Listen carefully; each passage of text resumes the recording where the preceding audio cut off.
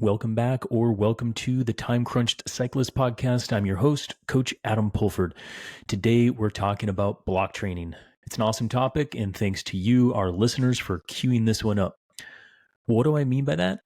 Well, for those who have listened to our podcast before, you know that you can ask any training question you want by going to trainright.com/podcast and click on that button that says Ask a Training Question. And those questions get sent over to me. Then I work with other CTS coaches who are outside of our network, nutritionists, sports psychologists, athletes, physiologists, everybody within our sphere to answer those questions and curate shows based on what you, our listeners, want to hear. So let's go right into it. The question that was recently submitted, I think it was a couple of weeks ago, was this. I heard you refer to, quote, threshold block in several podcasts. Can you elaborate on what you mean by that, when you would incorporate that into training, and why you would incorporate that? Thanks, Alex. All right, Alex, this is awesome. This is a great question and great topic. Block training is something that I use frequently, and it's a very effective method of training. And in fact, we're just going to go only with this question today, and we'll go very practical on it and give a few examples. So here it is. Block training is a way to organize your training in a method that uses consecutive training sessions and back-to-back days, targeting specific energy systems to overload that system. Okay. The main goal with using this method of training is to maximize volume at intensity, or time and zone, however you want to say that, to drive adaptation. I use this specifically with time-rich athletes who have big race seasons, elite athletes, or athletes that have a non-9-to-5 job.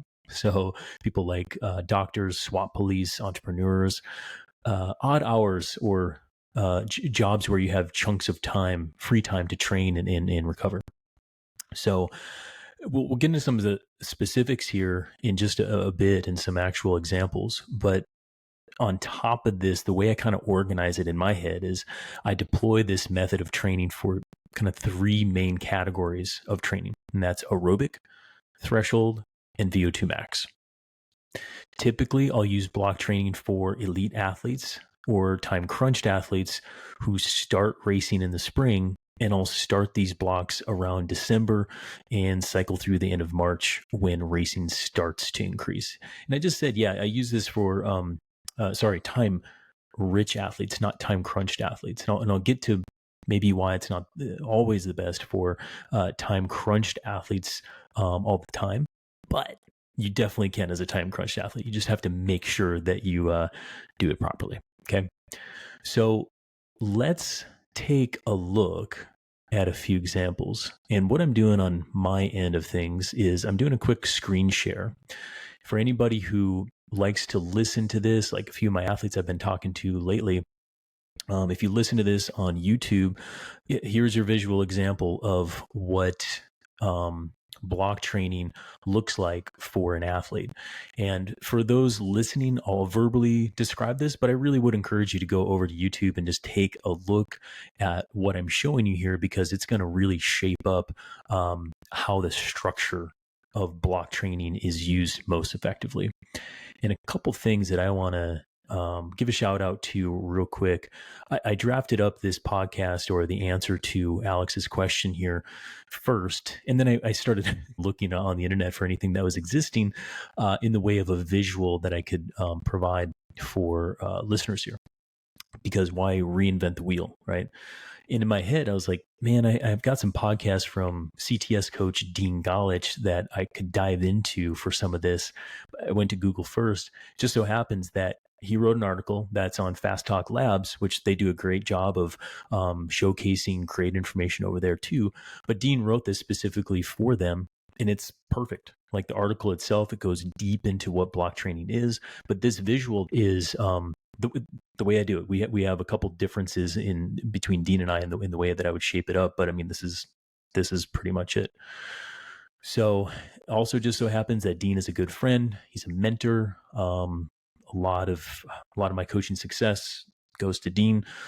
Spent a lot of time with him, bothering him from time to time, and he's kind of moved on to other stuff beyond endurance athlete side of things for right now, even though he still closely works with some in elite endurance athletes. Anyway, shout out to Dean for this, but this is where I've got the visual that I'm showing here in this article online. So again, for our listeners, go to our YouTube channel, check it out. But what's going on here is block training.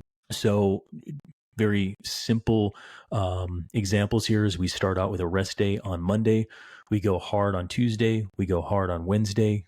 Then we go easy on Thursday. We go easy on Friday. Then we have some endurance of varying degrees on Saturday and Sunday. That's for an aerobic block. There's some nuance that's going on here with high cadence and intervals going on to get the full effect of what Dean's talking about when his aerobic phase. Read the article. I'm not going to go into it right here.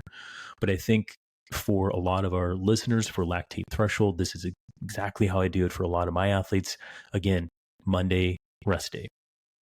So you're going into the block of training fresh. Okay, you never want to start a block of training unfresh or fatigued.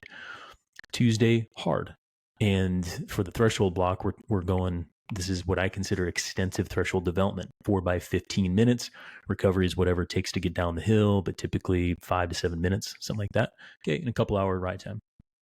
Wednesday, same workout. Okay, 4 by 15. Why?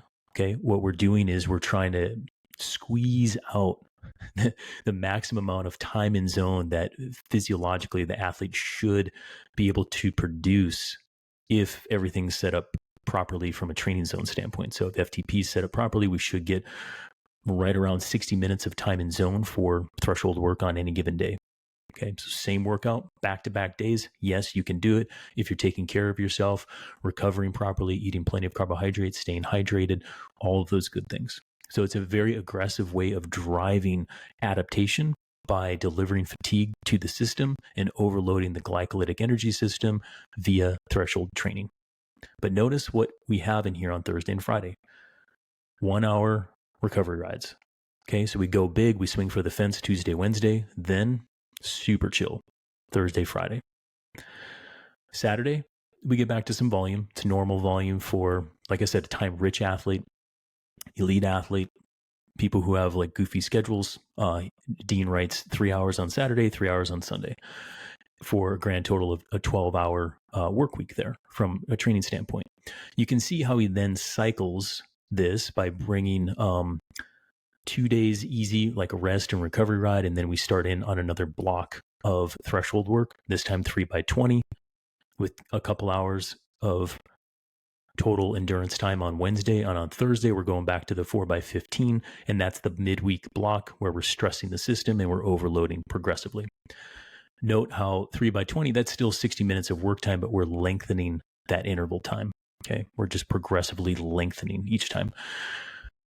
We go with an easy day on Friday. We overload with either a group ride or volume on the weekend. Okay, then we have a block of recovery before starting the next block of threshold work, 2 by 30 on Wednesday, 3 by 20 on Thursday. And you get the drift here. You get what's going on.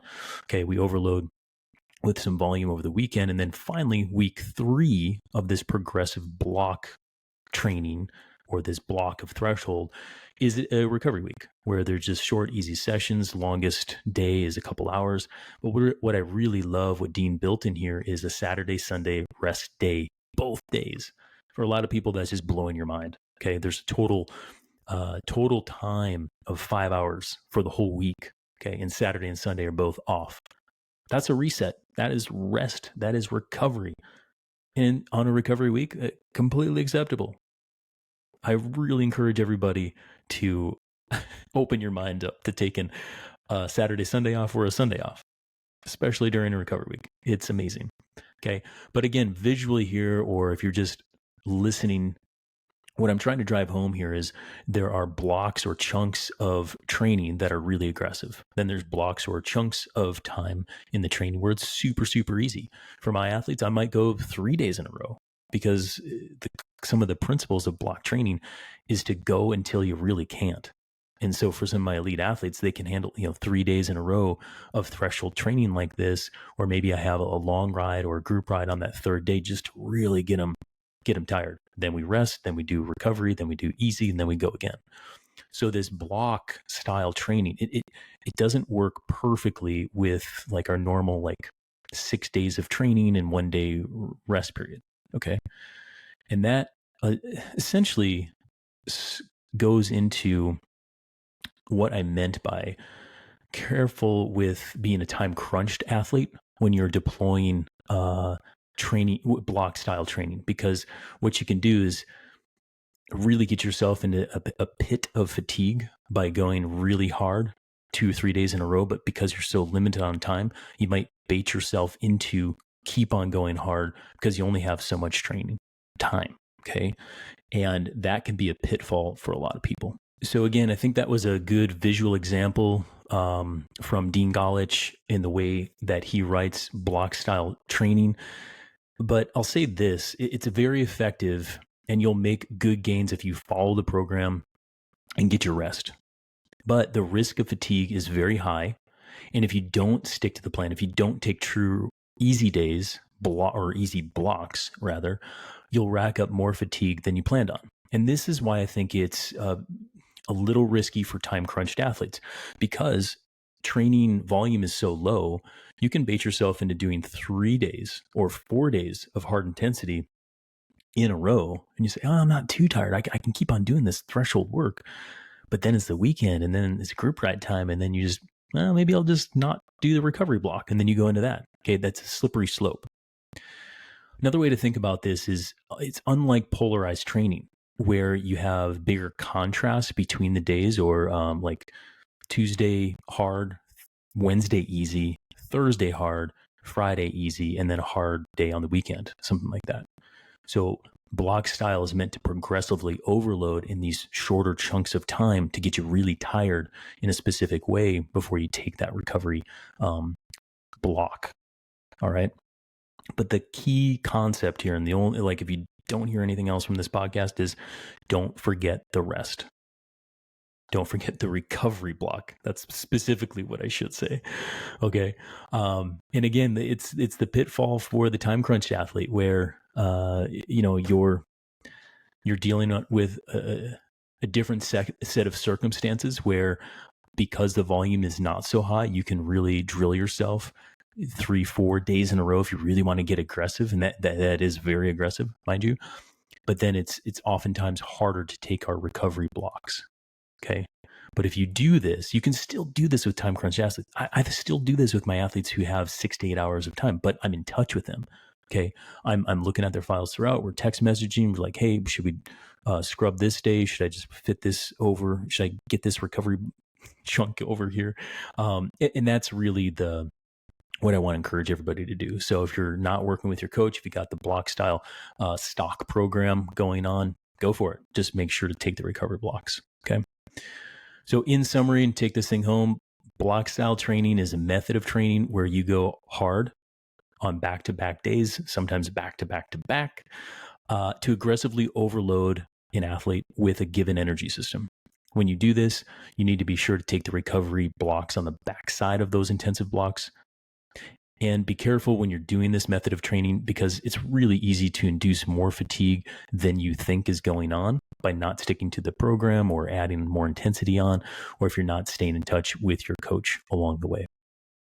So Alex, great question. Awesome topic. It's a subject close to my heart, and kind of reconnected me with Dean a little bit here. I'm going to reach out to him and tell him we used his articles. So that's super cool. Again, thank you to all of our listeners who are submitting great questions. Keep them coming. We'll do our best to pump these out in the near future. Come back and listen to our next round of podcasts because we have some really good stuff coming up. All for now. Thanks to everyone.